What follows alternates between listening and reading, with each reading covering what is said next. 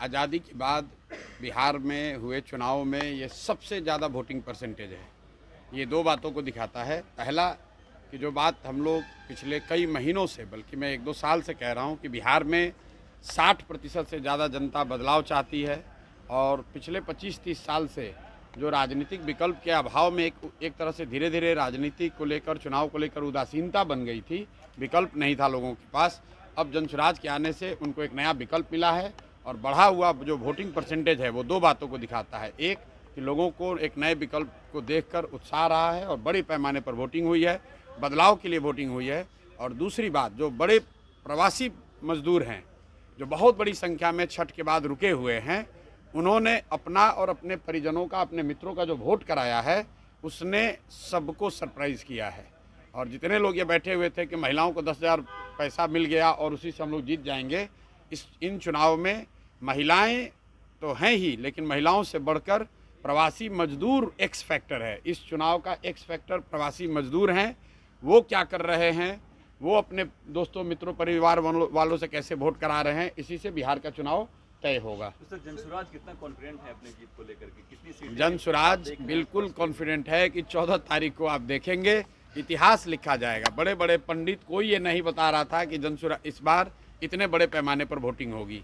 और ये आकलन लोग कर रहे हैं, 2 करोड़ 10 लाख से ज़्यादा लोगों ने वोट करा है।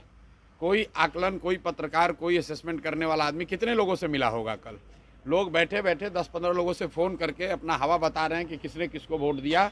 किसी को जानकारी नहीं है। जब 14 तारीख को काउंटिंग होगी तभी पता चलेगा कि 2 करोड़ से ज़्यादा लोगों ने किसको वोट दिया है सबसे ज़्यादा मात्रा में। जो हम लोग देख रहे हैं कि जो प्रवासी मजदूर है वो बदलाव चाहते हैं और बहुत एग्रेसिव होकर उन लोगों ने वोटिंग किया और कराया है। सर, बिहार के डिप्टी सीएम अपने ही प्रशासन पर धिक्कार रहे हैं, धिक्कार है ऐसे प्रशासन पे, क्या कहेंगे? वोटिंग के समय उन्होंने अपने और अपने सरकार का चाल चरित्र, चेहरा, उस पर मुहर लगाई है कि यहाँ पर कोई सुरक्षित नहीं है, कानून का राज नहीं है, जिसकी लाठी उसकी भैंस। और जो बात यहाँ अभी तक पब्लिक झेल रही थी, चुनाव के दौरान नेता और मंत्री वो चीज़ झेल रहे हैं। आरजेडी का भी एक विधायक है, वो पुलिस को धमका रहा है। एक दूसरे का बाल नोचेंगे, ऐसा पीएम मोदी कह रहे हैं। भाई, वो बाल नोचेंगे कि सर नोचेंगे, ये उनका काम है। मैं इतना जानता हूँ कि बिहार की जनता ने कल के वोटिंग में दिखाया है कि उनके पास जब विकल्प एक मिल गया तो उन्होंने बढ़ चढ़ के वोटिंग में, लोकतंत्र के इस पर्व में हिस्सा लिया है।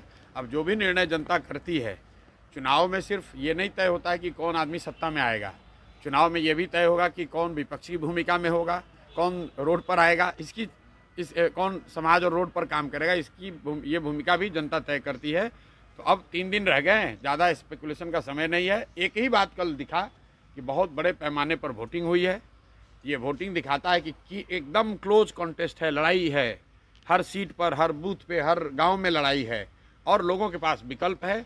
जनसुराज की सबसे बड़ी सफलता यही है कि लोगों के पास एक विकल्प है। लालू के डर से नीतीश भाजपा और भाजपा के डर से लालू को वोट देने की जो मजबूरी थी, वो मजबूरी खत्म हो गई है। लोगों में उससे उत्साह है कि उनको एक नया विकल्प, एक नया रास्ता दिख रहा है, इसीलिए लोगों ने इतने बड़े पैमाने पर वोटिंग करी है। आरजेडी के विधायक वही पुलिस को धमकी दे रहे थे। 122 सीटों में 100 सीटें बीजेपी जीत रहे। सम्राट चौधरी को ये बताना चाहिए कि वो तारापुर जीत रहे हैं कि हार रहे हैं। अपना चिंता करें कि तारापुर में जीत रहे हैं कि हार रहे हैं। सम्राट चौधरी जैसे नेता कभी नीतीश कुमार को लेकर गए, कभी राजनाथ सिंह जी को लेकर गए। इतना डरे हुए हैं खुद चुनाव जीतने के लिए। अपने जितने एनडीए के बड़े नेता हैं सबका जाकर मीटिंग्स, रैली करा रहे हैं।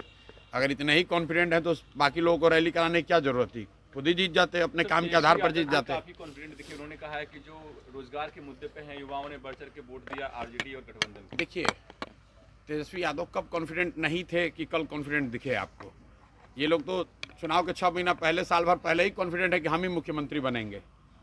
तो ऐसे लोग जिनको अपनी कोई जानकारी है नहीं, ज़मीन पर घर से बाहर निकले, पार्टी के दम पर, जाति के दम पर या भाजपा विरोध के नाम पर भीड़ इकट्ठा हुई, 2 मिनट भाषण वसन किया, घर पर चले आए।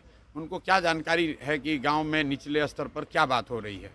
आप मुझे, जितने पत्रकार लोग हैं, ये बताइए कि किसी मीडिया चैनल ने, किसी पत्रकार ने, किसी राजनीतिक विशेषज्ञ ने, किसी पार्टी ने अगर ये कहा हो, किसी नेता ने कहा हो कि बिहार में इस बार अप्रत्याशित वोटिंग होने वाली है? किसी ने नहीं कहा है।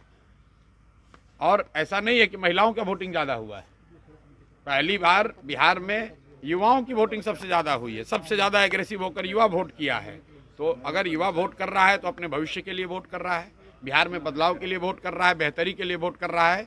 स्टेटस को के लिए इतना बड़ा वोट पड़ना यूजुअली संभव नहीं है। एक दो अपवाद हो सकते हैं, लेकिन जहां कहीं भी पिछले 20 वर्ष में इस तरह से बढ़ चढ़ कर वोटिंग हुई है, वहां इनकम्बेंट पार्टियों को, सरकार को खामियाजा भुगतना पड़ा है।